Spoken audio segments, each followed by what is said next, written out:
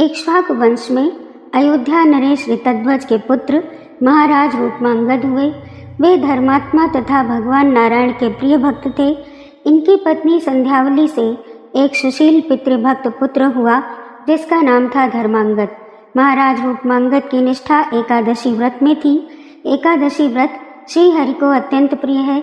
एकादशी व्रत के दिन इंद्रियों को संयत करके दिन रात केवल भगवान के पूजन अर्चन कीर्तन तथा कथा सुनने में लगाना चाहिए। उस दिन काम क्रोध लोभादि का सर्वथा त्याग कर देना चाहिए। असत्य कटुवाणी भूल कर भी नहीं बोलनी चाहिए और किसी की निंदा नहीं करनी चाहिए।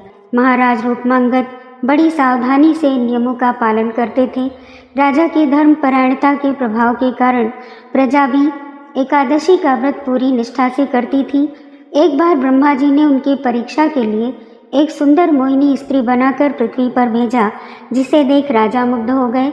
उसने इस शर्त पर राजा को पति बनाना स्वीकार किया कि वह जो कहेगी राजा उसे मानेंगे। एकादशी आने पर मोहिनी ने राजा से कहा, आप व्रत ना करें।